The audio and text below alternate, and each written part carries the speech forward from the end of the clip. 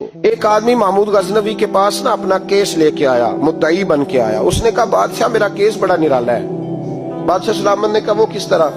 کہنے لگا یہ میرے پاس ایک تھیلی ہے، میں نہ سفر پہ جانے لگا تو یہ تھیلی پوری ہیروں کی بھری ہوئی، فلاں علاقے کے جو قاضی صاحب ہے نا، میں جاتی دفعہ میں کہیں سفر پہ جا رہا تھا تو میں ان کے پاس چھوڑ گیا کہ رستہ لمبا ہے، کہیں کو مجھ سے چھین نہ لے، ہیروں کی بھری ہوئی۔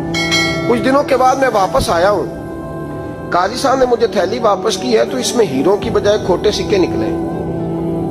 اب میں نے قاضی صاحب سے کہا ہے تو قاضی صاحب تو میرے گریبان تک آتے ہیں، وہ کہتے ہیں بتا کہیں سے پھٹی ہے، کھلی ہے؟ وہ جس طرح ٹانکے لگا کے تو نے سی تھی اسی طرح لگے ہوئے ہیں کہ نہیں؟ تو حضور لگے بھی بالکل اسی طرح ہے، نہ پھٹی ہے نہ کھلی ہے۔ اب میں لٹ گیا ہوں، میری کل عمر کی کمائی ضائع ہو گئی، کھوٹے سکے کہاں اور ہیرے کہاں؟ تو مہربانی کریں اور آپ کی بارگاہ میں اللہ رسول کے نام پر حلف دیتا ہوں کہ میں ہوں بالکل سچا۔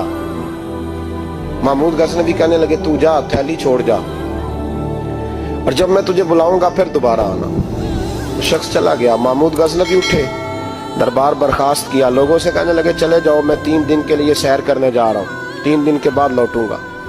اکیلے جب رہ گئے نا محمود دربار میں تو محبوب نے چھری منگائی۔ وہ جس تخت پہ بیٹھتے تھے وہاں گدا بچھا ہوا تھا، یہ گدا پڑا ہے نا، گدا بچھا ہوا، تو محمود نے چھری کے ساتھ اس کو پھاڑ ڈالا اور چھری جیب میں رکھی نکل گئے۔ کہنے لگے میرے بعد کوئی میرے دربار والے احاطے میں داخل نہ ہو۔ محمود چلے گئے۔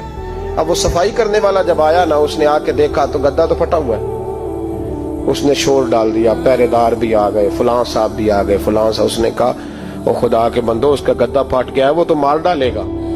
اس نے کہا تھا سوائے صفائی اور نگرانی والے کے دوسرا آئے کوئی نہ، اور یہاں آیا بھی کوئی نہیں، پہلے دن ہی پھٹا ہوا ہے تو لٹکا دے گا سب کو، کیا کریں؟ شور ہو گیا، سارے دربار کے ملازمین اکٹھے ہو گئے۔ ایک بندہ بولا، کہنے لگا فکر نہ کرو، میں کیسے بندے کو جانتا ہوں، اس طرح سیے گا کہ جس نے پھاڑا ہوگا اسے بھی پتہ نہیں چلے گا کہاں سے پھٹا تھا، ایسا بہترین رفو کرے گا کہ پتہ بھی۔ اس نے کہا یار ہم سارے 1 مہینے کی تنخواہ دیتے ہیں، تو بندہ بلا۔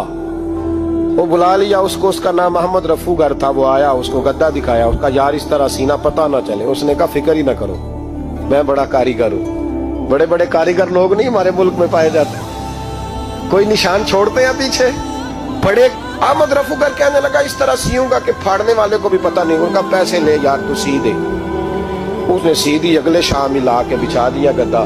تیسرے دن بادشاہ سلامت آئے، آ کے پہلی نظر گدے پہ ڈالی۔ اس نے بلایا سب ملازمین کو، کہا کس نے سیا ہے؟ کہا جناب کیا ہوا؟ کہا یہ پھٹا ہوا تھا۔ کس نے؟ کہا نہیں پھٹا ہی نہیں۔ وہ کہنے لگے بنو بات، میں خود پھاڑ کے گیا تھا، تو بتاؤ صحیح سیا کس نے ہے؟ کہا جناب آپ پھاڑ کے گئے تھے تو بتایا کیوں نہیں؟ فرمانے لگے اسی لیے تو بتایا نہیں تھا کہ تم خود تحقیق کر لو، بلاؤ بتاؤ سیا کس نے۔ تو بلا لیا، احمد رفو گر آ گیا۔ اس کو جب بلا کے سامنے بادشاہ کھڑا کیا، کہا بھئی تو نے سیا ہے؟ کہنے لگا حضور آپ کے سارے ملازم کٹھے ہو کے آئے تھے، میری غلطی کوئی نہیں۔ کہا نہیں یار تو بڑا کاریگر ہے، میں نے اپنے ہاتھ سے پھاڑا تھا پر مجھے بھی نہیں پتا چل رہا کہاں سے پھٹا تھا۔ اچھا یہ بتا یہ تھیلی جو ہے یہ بھی تو نے سی تھی؟ اس نے کہا جی آپ کے خادم کا ہی کارنامہ ہے، وہ فلانے علاقے کے قاضی صاحب آئے تھے، اس میں سے ہیرے نکال کے تو کھوٹے سکے بھرے تھے، تو مجھے بھی تھوڑا سا حصہ ملا تھا۔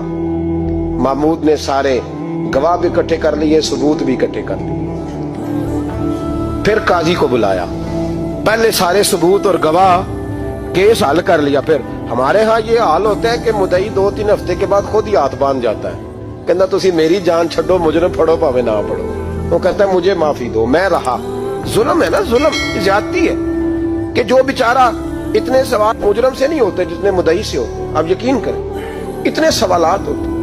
سارے ثبوت اکٹھے کر کے قاضی صاحب کو بلایا، تنہائی میں لے جا کے محمود غزنوی نے کہا قاضی صاحب آپ سے غلطی ہو گئی، غریب آدمی تھا، وہ لوٹ گیا ہے، اس نے تو بڑی مشکل سے کچھ ہیرے جمع کیے تھے اور اس کی کل کائنات تھی، تو آپ اس کا مال اسے دے دیں، بات ختم۔ قاضی صاحب کہنے لگے آپ مجھ پہ الزام لگا رہے ہیں، سوال ہی نہیں پیدا ہوتا، آپ میری داڑھی دیکھیں، آپ میرا اعزاز دیکھیں، دنیا جانتی ہے میں اس کا۔ قاضی صاحب انسان بھول ہی جاتا ہے، بندہ بھول جاتا ہے، غلطی ہوگی، مال نے کہا نہیں سوال۔ کہا میں تنہائی میں پوچھ رہا ہوں، میں اس وقت پوچھ رہا ہوں جب دوسرا موجود کوئی نہیں، آج توبہ کر لے، میں کچھ نہیں کہوں گا، تو میری زبان پہ اعتبار کر، تجھے پتا ہے میں جو کہتا ہوں اس پہ عمل بھی کرتا ہوں، باز آ جا۔ پر قاضی نے کہا نہیں میری غلطی کوئی نہیں، महमूद ने फिर बड़े दरबार में बुला लिया। मजमा आम में मोहलत के दिनों में जो तौबा कर ले वो बच जाते हैं, लेकिन लोग रुस्वानियों के दिनों में फिर वापस लौटते हैं अगला घर देख के, फिर हालात और तरह के हो चुके होते हैं। जब बड़े दरबार में काजी को बुलाया, भाई तू मानता है कि नहीं? उसने कहा नहीं। तो कहा बुलाओ अहमद रफूगर को। जब अहमद रफूगर आया तो बूढ़े काजी की टांगे कांपने लगी, जुमले टूटने लगे, लफ्ज जमीन पर गिरने लगे, बात सही नहीं होती, जुबान लड़खड़ाने लगी। महमूद कहने लगे, काजी मैंने तुझे कहा था वहां मान जा बात, अब बड़े दरबार में बोल। जब काजी साहब की गर्दन खुद ब खुद झुक गई तो दुनिया समझ गई। कहा निकल जा मेरे दरबार से। महमूद बोले निकल जा, इतनी तुझे इज्जत दी, इतनी बड़ी तनख्वाह दी, काजी बनाया, और ये छोटी सी रकम के लिए, थोड़ी सी रकम के लिए तू बददियानत हो गया, चल चला जा, निकल। काजी दरबार से निकला तो लोग लानतें बरसाने लगे। कल जो दुकानें छोड़ के सलूट करने आते थे वो कहने लगे इसकी उम्र देखो, इसके काम देखो, देखो इसने क्या किया। घर गया, बच्चे जिनके लिए पाप कमाया था, जिन्ना ली तू पाप कमाए हुन किथे नहीं हो तेरे घर दे। वो बच्चे कहने लगे अब्बा जी हम तो स्कूल मदरसा जाने के काबिल नहीं रहे, उम्मीद थी कि बीवी साथ देगी।